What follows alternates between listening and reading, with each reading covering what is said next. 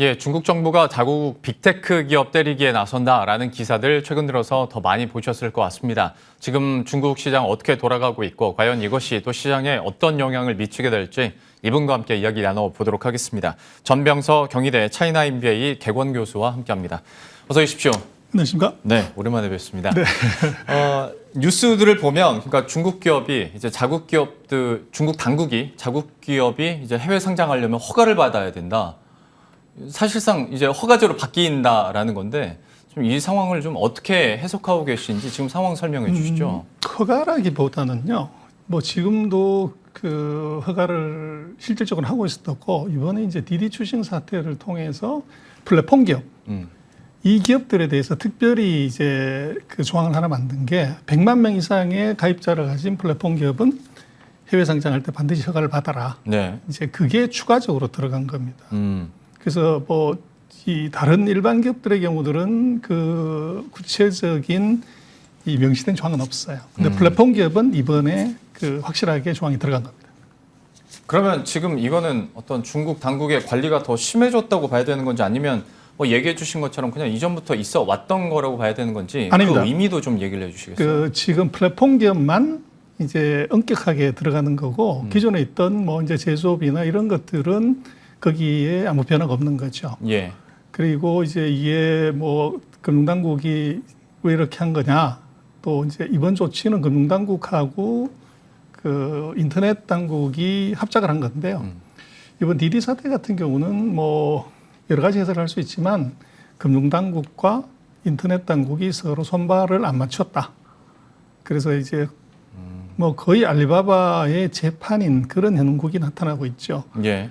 그래서 이게 테크를 관리하는 쪽 부서하고 금융을 관리하는 부서는 금융은 테크를 관리할 의무가 없고 또 테크는 뭐 상장인이 뭐 이런 쪽은 자기네 소관 업무가 아니었기 때문에 두 부처 간의 엇박자가 이제 알리바바 사태도 만들었지만 이번에 디디 사태도 만들었다. 그렇게 볼 수 있을 것 같아요. 그러면 지금 또 나오고 있는 것 중에 하나가 지금 좀 편법적으로 상장을 했었던 VIE, 계약 통제 방식이라는 건데 이것도 참 우리들에게는 익숙치 않은 개념입니다. 근데 이걸 좀 손본다라는 얘기들도 있었거든요. 이거 좀 설명해 주시겠어요?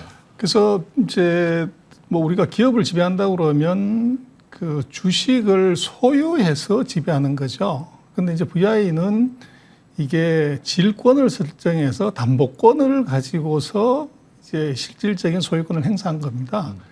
그래서 이제 왜 이렇게 했냐 하는 건데 편법이냐 아니냐를 뭐 따지기 전에 이제 중국의 제도를 보면 두 가지인데 하나는 그 중국은 인터넷 산업에는 외국인 투자가 안 돼요. 그래서 이 부분이 있기 때문에 이제 외국인이 투자를 하려고 하면은 직접적으로 소유할 수 없기 때문에 대출의 형식으로 가고 대신 대출의 담보로 주식을 받았던 거죠. 그래서 이런 게 하나 있고 두 번째는 이게 중국 안에서는 인터넷 기업은 상장이 안 돼요. 네. 상장 불가 조건입니다. 이유는 뭐냐면 이제 이중 구조 그 지배 구조인데 차등 의결권이죠. 그래서 예를 들면 뭐 알리바바 같은 경우도 마윈 지분이 상장할 때 8%였는데 어떻게 경영권을 행사하냐. 근데 8%지만 의결권은 곱하기 10. 예를 들면 곱하기 5. 이렇게 해서 이제 일반 주주는 1이지만 대주주는 5나 10. 이런 이제 배수로 지분을 그 의결권을 갖게 되는 차등 의결권이에요. 근데 네. 이것은 우리나라도 허용을 안 하지만 중국도 허용하지 않습니다. 그래서 인터넷 기업은 애초부터 중국 내 상장이 불가합니다.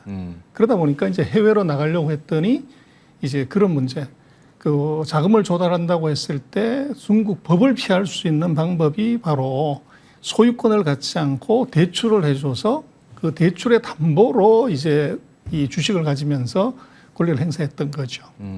그러면 이번 그 디디 추싱 건은 앞에서 설명해 주신 것들을 다 종합을 해봤을 때 지금 뭐 상태로는 신규 회원 가입도 받지 말라고 하고 앱도 다운받지 말라고 하는데 그러면 그 의미들이 다 여기에 담겨 있다고 봐야겠습니까? 그거는 약간 다른데요. 그래서 지금 뭐 중국에서 미국으로 가는 회사들만 그랬냐 그게 아니고 홍콩에 보면은 이제 레드칩이라고 R주 방식으로 상장된 게 있어요. 네. 그래서 홍콩 상장 기업이 70%가 중국 본토 기업인데 그 중에서 절반 가까이는 똑같은 VI 구조로 돼 있어요. 그래서 이거를 이제 뭐 폐지시킨다 이렇게 되면 미국에 상장된 기업도 이게 폐지가 돼야 되지만 홍콩에 상장된 중국 본토 기업도 다 상장 폐지가 돼야 돼요. 그래서 그건 조금 오버하는 게 있고 지금 이제 디디에 관한 문제를 보면 이것은 그 신규 가입자를 받지 말라는 건데 네. 이번에 디디한테 적용하는 법은 뭐냐고 그러면 네트워크 보안법인데요.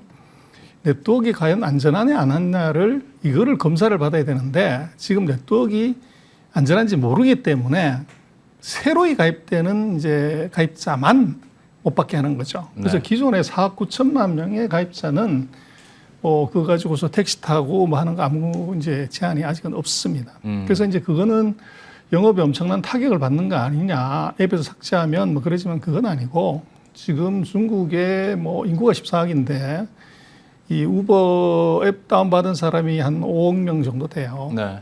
그러면 이제 애기들하고 그 어르신들 빼면 실제적으로 이게 뭐 앱은 거의 포화 상태라고 봐야 되는 거죠. 그래서 추가적인 신규 가입자는 그렇게 크지 않고 그래서 뭐 신규 가입자들에 대한 것은 제한은 굉장히 상징적인 조치. 우리가 이렇게 이제 엄하게 컨트롤을 한다는 걸 보여주는 정도로 봐야 될 것 같아요. 예. 그러면 디디 출신의 어떤 주가 영향에 대해서도 그러니까 시장에서 굳이 뭐 호지냐 악재냐 나누자면 그래도 뭐 영향이 제한적이더라도 이건 악재 축에 속하는 뉴스들이 나왔으니까 좀 조정은 받았는데 이것도 설명하신 대로라면 좀 추가적인 하락도 좀 제한적일 거라고 봐야 됩니까? 그거는 아니고요. 더 봐야 되는 것이 지금 얘기한 것은 이제 중국이 플랫폼 기업을 제재하는 방법이 그 지금 디디 같은 경우는 네트워크 보안법이라는 걸로 지금 이제 제재를 하고 있고 그것 말고 두 개가 돼 있는데 9월 1일부터 시행이 되는 데이터 보안법이라는 게 있어요. 예.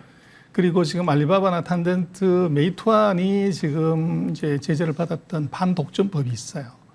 그래서 지금 디디 같은 경우는 그 네트워크 보안법에만 저촉이 돼서 이제 그 제재를 받고 있는 것이고 아직도 두 개가 더 남아 있죠. 네. 그리고 이제 근본적인 문제는 뭐냐 그러면 이제 데이터를 플랫폼 기업이 지금은 자기 마음대로 쓰면서 알고리즘 마케팅을 할 수가 있었는데 앞으로 정부가 그걸 원천적으로 막아버리겠다는 거죠. 그래서 비즈니스 모델 자체 수익 모델이 달라지게 됩니다. 그래서 그런 세 가지의 그 숨어있는 악재가 있기 때문에 이것이 이제 악재의 끝, 주가의 바닥 이렇게 얘기는 어렵습니다. 아 그러니까 뭐 추가적으로 그러면 더 그렇죠. 조정받을 수 있는 가능성이 충분히 남아 있다.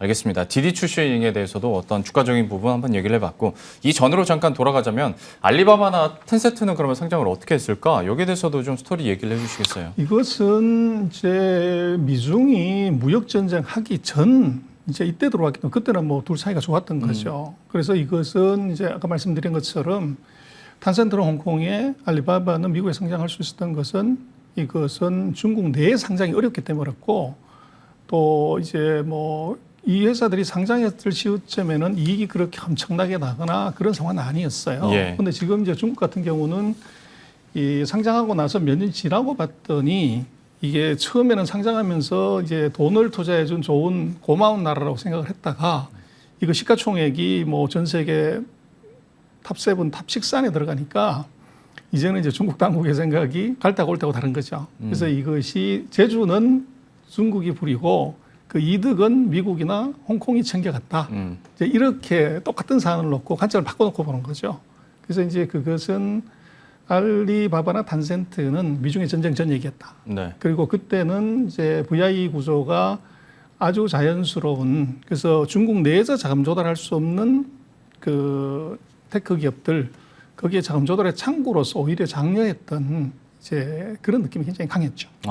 근데 뭐 상황이 바뀌었고 예전에는 뭐 미중 간의 무역 갈등 이 정도는 아니었으니까라고 설명해 주셨는데 다만 외신에서는 그래도 알리바바나 텐센트의 주가에는 악재로 작용할 거다라는 평가들도 있거든요. 이거는 왜 그렇습니까?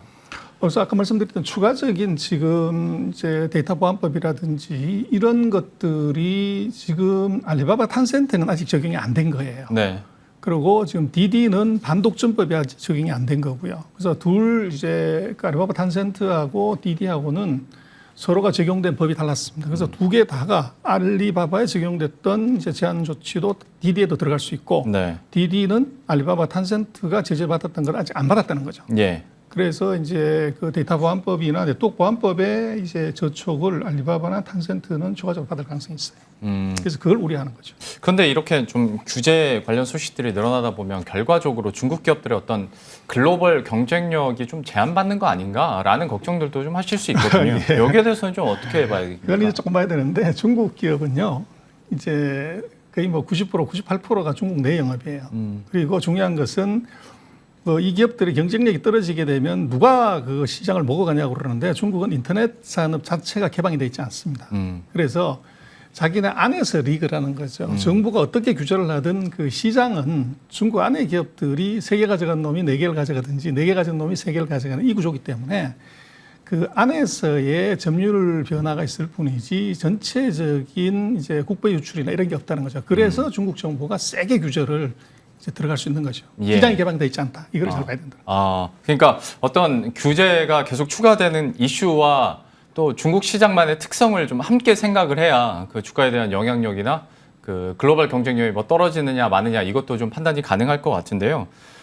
다만 이제 이 일련의 모든 과정들이나 뉴스들이 결과적으로 다시 한번 미중 무역 전쟁이 격화되면서 나온 뉴스들이다라는 얘기들도 많이 있더라고요. 좀 어떻게 보십니까? 핵심은요. 지금 이제 반독점법이나 데이터 보안법은 제가 볼 때는 미국에 대한 중국이 이 기술 전쟁에 대비하기 위한 이제 전쟁 대비책이다 이렇게 봐야 돼요. 단기적으로는 이제 알리바바나 탄센트나 디디가 영업에 타격을 받지만 뭐 중국이 결국은 인터넷 시장을 개방을 해야 될 겁니다. 예. 그랬을 경우에 그 구글이나 예를 들어서 넷플릭스나 뭐 이런 이제 세계적인 기업들이 들어왔을 때 과연 중국 기업이 경쟁력이 있냐?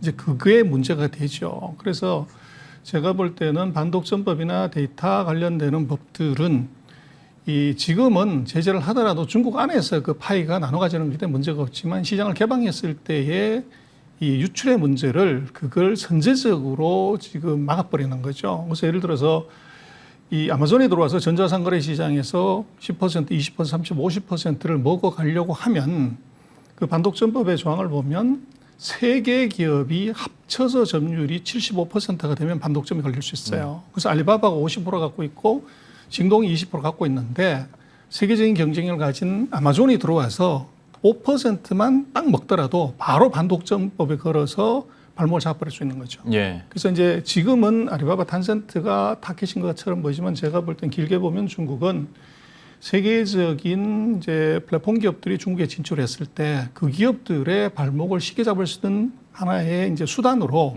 반독점법이나 데이터 보안법을 지금 잡아놓은 거라고 봐야 돼요.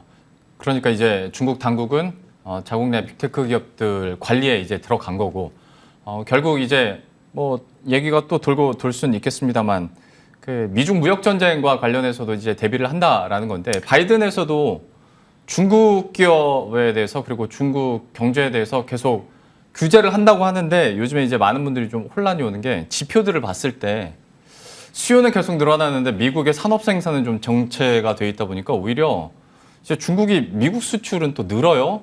그렇습니다. 그게 어떻게 해석해야 됩니까? 5월달까지 누계로 보면 대미 수출은 50% 늘었고요. 중국 전체 수출도 40%가 늘었어요. 그래서 이게 말이 되냐고 그러는데 결국은 이게 코로나 백신 문제가 있는 것 같고 그래서 미중 다가 지금 뭐 여러 가지 얘기를 하지만 실제적인 경기가 좋지가 않은 거죠. 그리고 이제 미국 같은 경우는 제조업의 회복이 아직 어렵기 때문에 적어도 아마 금년 연말까지는 미중의 관계는 나토다. No action talking only.